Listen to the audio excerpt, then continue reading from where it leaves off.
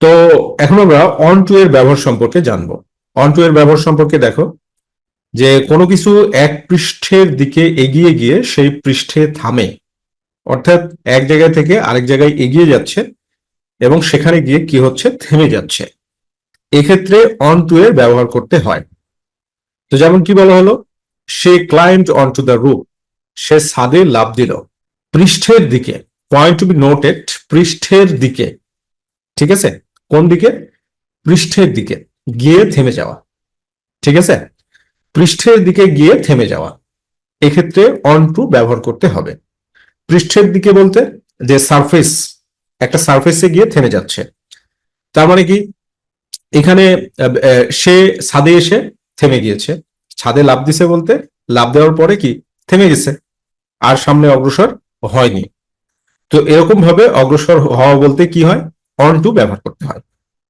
এরপরে কি বলা হচ্ছে, the cat jumped onto the table. The cat, বিড়ালটি, জাম্পড অনটু দ্য টেবল, টেবিলের উপরে লাফ দিল।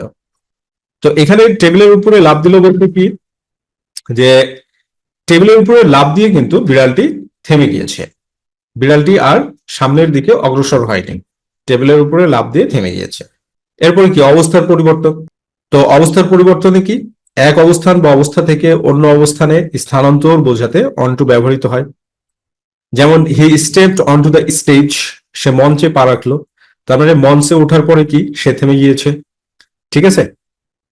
মঞ্চে উঠে সে থেমে গিয়েছে। The car pulled on to the highway, কারটি হাইওয়েতে ঢুকলো। তো হাইওয়েতে ঢুকলো বলতে এখন যদি এরকম বলা হয় যে দ্য কার যদি এরকম বলা হয় পুলড, এবার একটা এখানে গ্যাপ দিলাম, গ্যাপ দিয়ে তোমাকে বলা হলো দ্য সিটি, তার মানে এখানে বলো দেখি কি হবে, যে দ্য কার পুলড তারপরে গ্যাপ দ্য সিটি। তো পুলড ইন দ্য সিটি না অন টু দ্য সিটি, নিঃসন্দেহে অন টু দ্য সিটি, যে শহরের মধ্যে ঢুকলো মানে পৃষ্ঠে ঢুকে গিয়েছে, ঠিক আছে? ওকে। সচেতন বা মনোযোগ হওয়া বোঝাতে অন টু ব্যবহৃত হয় আনুষ্ঠানিকভাবে, মানে বিশেষ ক্ষেত্রে। এই কারণে এইটা খুব গুরুত্বপূর্ণ, এটা বুঝতে হবে যে বিশেষ ক্ষেত্রে কিসের ব্যবহার হয়, অন টু ব্যবহার করতে হয়। যেমন কি, he is on to their plan, সে তাদের পরিকল্পনা সম্পর্কে সচেতন। He is on to their plan বলতে সে তাদের পরিকল্পনা সম্পর্কে সচেতন। The detective got on to the suspect's trail.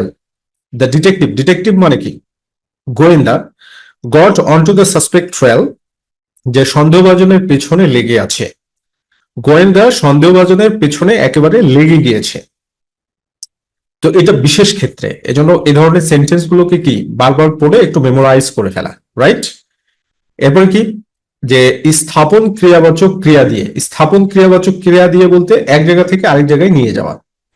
এক জায়গা থেকে আরেক জায়গায় নিয়ে যাওয়ার ক্ষেত্রে কোনো কিছু অন টু ব্যবহৃত হয়। যেমন কি, she put the groceries, grocery মানে কি, যে এই আটা, লবণ, তেল, মুদি সামগ্রী, ঠিক আছে? she put the groceries onto the counter, সে দৈনন্দিন যে জিনিস সেই জিনিসগুলোকে কোথায় রাখলো, কাউন্টারে রাখলো। ওকে। এরপরে কি, he loaded the boxes onto the truck, সে বাক্সগুলো ট্রাকে তুললো। এই যে তোলার কাজের ক্ষেত্রে, লোডের ক্ষেত্রে অন টু, যে উঠাচ্ছে, ট্রাকে উঠাচ্ছে। তো he loaded the boxes onto the truck, সে ট্রাকে বক্সগুলো কি করলো, লোড করলো। ওকে। এরপর কি, প্রবাদ বা এক্সপ্রেশনের ক্ষেত্রে অন টু ব্যবহার হয়। যেমন hold on to your hat, মানে নিজের টুপি ধরে রাখো। হোল্ড অন, এখানে হোল্ড অন না বলে বলা হলো কি, hold on to your hat. এর মানে হচ্ছে কিছু বিপজ্জনক কিছু ঘটতে যাচ্ছে। তো বিপজ্জনক কিছু ঘটতে যাচ্ছে, সেক্ষেত্রে অন টু ব্যবহৃত হয়। তো এইটা এরকম ভাবে বুঝে বুঝে তুমি যদি 4 থেকে 5 বার পড়ে দাও, তো তাহলে কি হবে, তুমি 100% অন টুটাকে পারফেক্টলি ব্যবহার করতে পারবে। তো এইটা পড়ার জন্য যে রিসোর্সটা প্রয়োজন, সেই রিসোর্সটা তোমার কাছে থাকা দরকার। আর সেই রিসোর্সটা হচ্ছে কি, এই যে আমাদের HSC notebook English second paper, এই এইচএসসি নোটবুক ইংলিশ সেকেন্ড পেপারের মধ্যে এই রিসোর্স তুমি পেয়ে যাবে। আর এই রিসোর্সটা কালেক্ট করতে হেল্পলাইনে ফোন দেওয়ার মাধ্যমে কালেক্ট করে নাও। Thank you very much, be happy and successful.